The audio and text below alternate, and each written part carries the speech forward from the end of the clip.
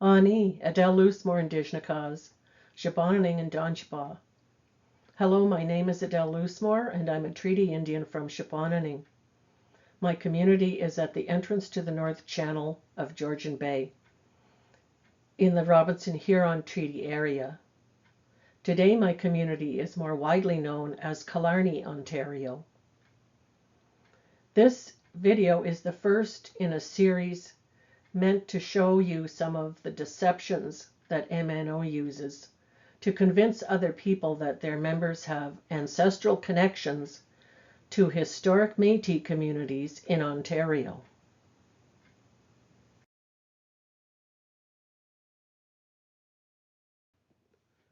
For those who don't know, the Canadian Encyclopedia says that Michif is a language spoken mostly by Métis peoples in parts of Manitoba, Saskatchewan, North Dakota, and Montana.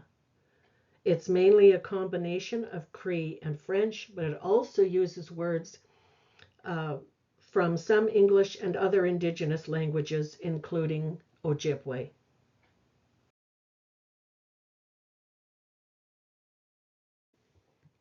In their YouTube video on Killarney and Environs, MNO claims that Killarney people spoke Michif.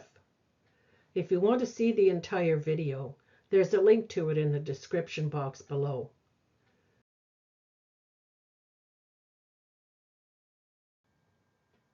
In their video, MNO says, by the 1830s, visitors to Killarney began to note the existence of a lively Métis community on the north shore of Lake Huron. Well, this is interesting on its own, because according to their own verified Métis reports, none of the ancestors that they call documented Métis even lived in Killarney in the 1830s.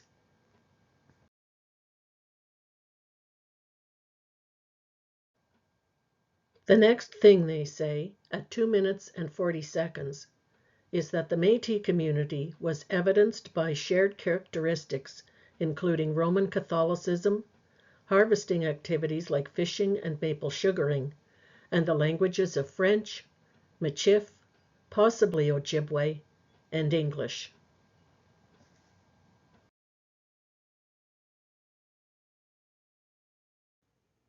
I'm guessing that speaking Michif might be one of the stronger indicators of a Métis community.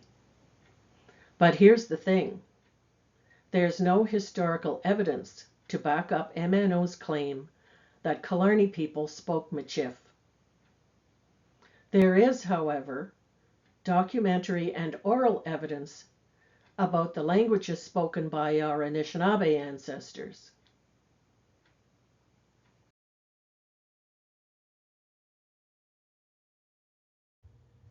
Helen Tanner spent many years researching the history of First Nations people around the Great Lakes.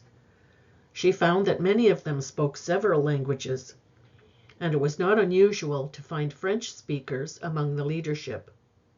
English was less common.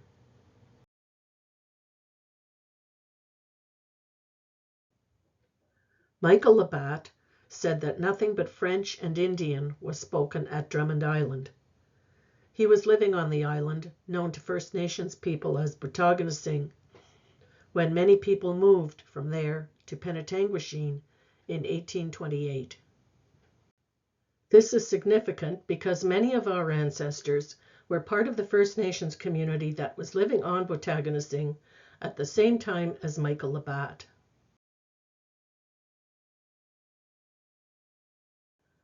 Father Durancat, Jesuit missionary, wrote about the people of Shebahonaning in 1851. He said, in every house you hear 3 languages spoken: English, French, and Indian. I believe that they generally try to speak French, but in fact, the only language they all understand is Indian.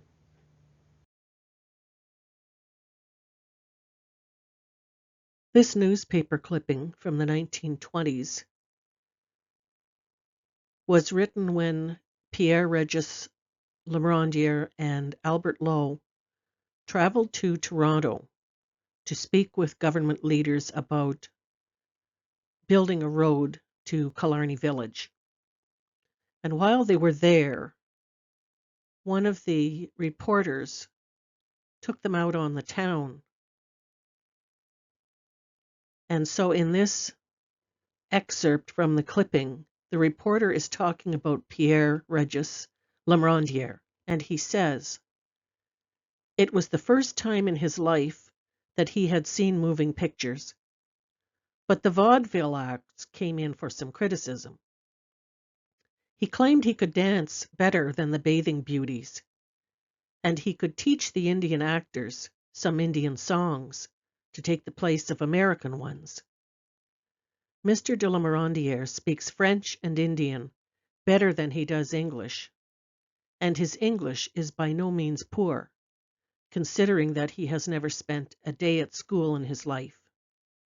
He can also write beautifully and has gained an intelligence surpassed by few." This historical information about our ancestors spans 100 years, but our language lived beyond the time frame of these documentary records. In my case, there's only one generation between me and the last fluent Ojibwe speakers in my family.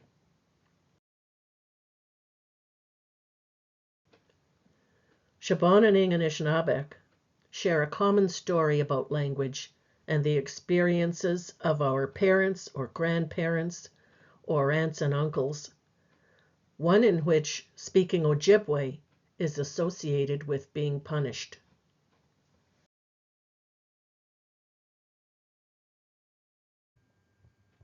For example, I'm going to tell you a story that my dad told me about Uncle Ted de Lamorandière. Uncle Ted was the son of the man who was named in the newspaper clipping that I just read to you. That man who could speak French and Ojibwe better than he did English. This image shows Uncle Ted and his wife, Aunt Millie, going to or returning from somewhere. I know some people will want to know who's on that wagon, so let's take a closer look at that first.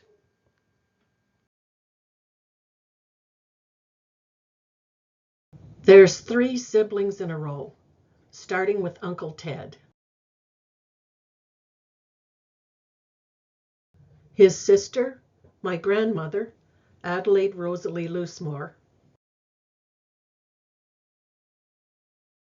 and another sister, Aunt Charlotte de Lamorandière. She was a nun. Her name in the order was Sister Ignatius. I think this is Aunt Gladys, my dad's sister. She married Dan Rock Sr.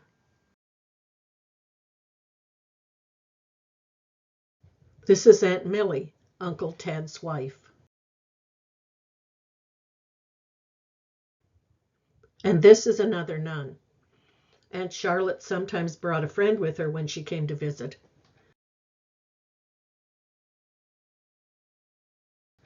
I don't know the names of any of the kids in this picture. Uncle Ted and Aunt Millie had a farm not far outside the village, and lots of family would go up and visit them.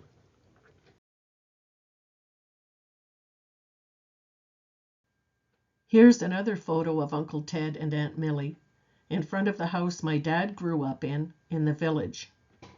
Later, my dad's cousin Margaret and her husband Norman lived in this house. There's a new house on that spot now.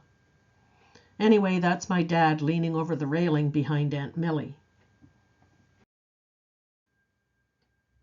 My dad said that when the boys were up at the farm, they and Uncle Ted's sons would often be outside helping Uncle Ted with whatever he was doing on the farm that day, and he would speak to them in Ojibwe.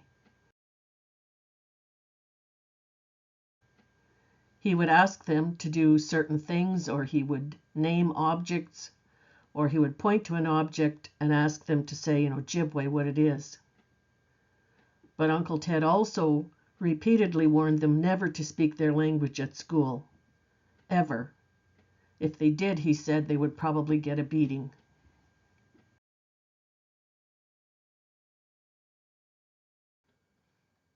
My dad, pictured here with his mother, was born in 1915.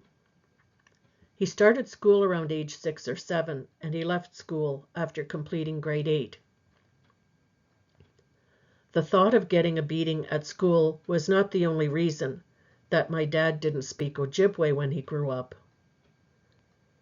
But you can imagine how that constant threat of a beating might have decreased the probability that people would become fluent in Ojibwe as children, or that they would still speak it fluently as adults.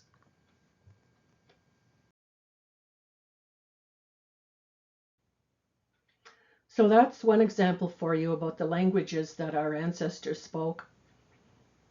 MNOs claim that the Killarney Métis spoke Michif is just more of their historical hogwash about our Anishinaabe ancestors.